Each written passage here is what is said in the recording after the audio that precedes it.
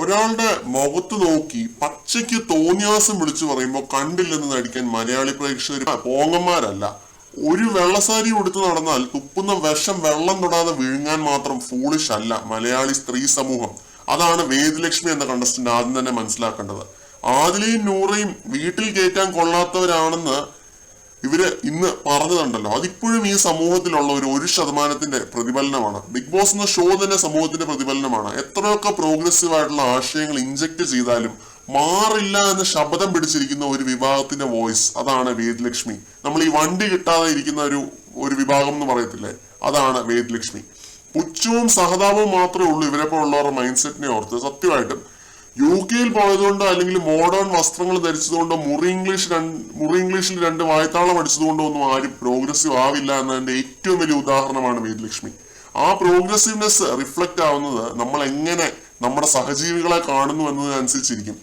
ഒരു രീതിയിലുള്ള പ്രൊവോക്കേഷനും ഇല്ലാതെയാണ് ആദിലയും നൂറയെ പറ്റി ഇങ്ങനെ ഒരു വളരെ മ്ലേച്ഛകരമായ രീതിയിലുള്ള വൃത്തികേട് വേദലക്ഷ്മിയെ വിളിച്ചു പറയുന്നത്. ഞാനൊരു കാര്യം ബിഗ് ബോസ് ടീമിനോടായിട്ട് അഭ്യർത്ഥിക്കുകയാണ്. ഈ കഴിഞ്ഞ ആഴ്ച ലാലേട്ടൻ വന്നു നിന്ന് പുരോഗമനത്തെ പറ്റി ഒരു സ്പീച്ച് പറഞ്ഞതിൽ എന്തെങ്കിലും ഒരു സത്യമുണ്ടെങ്കിൽ, വാല്യൂ ഉണ്ടെങ്കിൽ വേദലക്ഷ്മി എന്ന കണ്ടസ്റ്റന്റിനെ ഹൗസിൽ നിന്നും പുറത്താക്കണം. തന്റേതല്ലാത്ത കാരണത്താൽ സ്വന്തം കുടുംബം ഉപേക്ഷിച്ചു കളഞ്ഞ 2 പെൺകുട്ടികളോട് ബിഗ് ബോസിന് പുലർത്താൻ പറ്റുന്ന ഏറ്റവും വലിയ നീതിയായിരിക്കും അത്. ഈ കഴിഞ്ഞ ദിവസം പോലും അവരുടെ വിഷമം നമ്മൾ കണ്ടതാണ്, വീഡിയോ ചെയ്തതാണ്. നമുക്ക് മാത്രം ആരും ഇല്ലല്ലോ എന്നാണ് അവര് പരസ്പരം അങ്ങോട്ടും ഇങ്ങോട്ടും പറഞ്ഞിരുന്ന് കരഞ്ഞത്.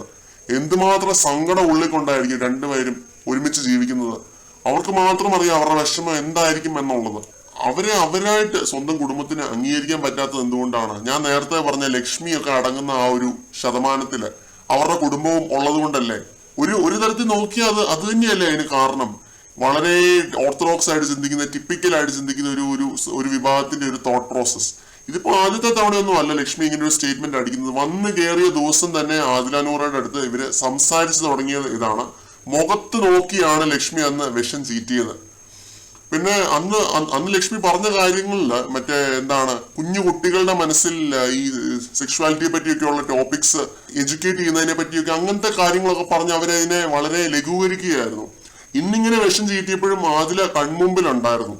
എന്തായാലും ഈ ഒരു വിഷയത്തെ സാധാരണ പോലെ ബിഗ് ബോസ് വെറുതെ വിടില്ല എന്ന് നമുക്ക് പ്രതീക്ഷിക്കാം. കുറഞ്ഞതൊരു ഇജക്ഷനെങ്കിലും പണിഷ്മെന്റ് ആയിട്ട് കൊടുക്കേണ്ട ഒരു വലിയ തെറ്റാണ് ലക്ഷ്മി ആ പറഞ്ഞത് ആദില നൂറയ്ക്കെതിരെ. അവരെ വീട്ടിൽ കയറ്റാൻ കൊള്ളില്ല എന്ന് പറയാൻ ഇവരാരാണ്? ഇവരെന്താണ്? മിനിമം ഒരു ബോധവും വിവരമുള്ള ആരെങ്കിലും പറയുന്ന ഒരു സ്റ്റേറ്റ്മെന്റ് ആണോ ഇത്? നമ്മൾ ഇവരെ സപ്പോർട്ട് ചെയ്തിട്ടുള്ള ഒരു ചാനലാണ്. നമ്മൾ ഇവർ നല്ല രീതിയിൽ ഗെയിം കളിക്കുമ്പോഴെല്ലാം ഇവരെ സപ്പോർട്ട് ചെയ്തിട്ടേ ഉള്ളൂ. പക്ഷെ ഈ ഒരു വിഷയത്തിൽ ഒട്ടും തന്നെ സപ്പോർട്ട് ചെയ്യത്തില്ല. ഇത് മഹാവൃത്തികേടാണ് പറഞ്ഞതെന്ന് മാത്രമല്ല, ഏറ്റവും വലിയൊരു നോൺസെൻസിക്കൽ ആയിട്ടുള്ള ഒരു കാര്യമാണ് പറഞ്ഞത്. അനുമോള് പറഞ്ഞത് പോലും ഇതിന് താഴെ വരത്തുള്ളൂ. കാരണം അത്രയും ആ ലെവലിലുള്ള ഒരു വൃത്തികേടാണ് വേദലക്ഷ്മി ആ പറഞ്ഞത്. ലെസ്ബിയൻസ് ആയിട്ടുള്ള കപ്പിൾസിന് എന്താണ് കുഴപ്പം? ഈ ഹോമോഫോബിയ എന്നൊക്കെ കേട്ടിട്ടേ ഉണ്ടായിരുന്നുള്ളൂ കേട്ടോ. അത് ശരിക്കും ഇന്ന് എന്താണെന്ന് മനസ്സിലായി. ആ ഒരു എപ്പിസോഡിനകത്ത് വളരെ വൃത്തിക്ക് തന്നെ ഇത് കാണിച്ചിട്ടുണ്ട്. ഇവരെ കട്ട് ചെയ്ത് ഇവരുടെ ഇമേജ് സേവ് ചെയ്യാനോ രക്ഷിക്കാനോ ഒന്നും ബിഗ് ബോസ് ആയിട്ട് ശ്രമിച്ചിട്ടില്ല. അതെന്തായാലും വളരെ നന്നായി.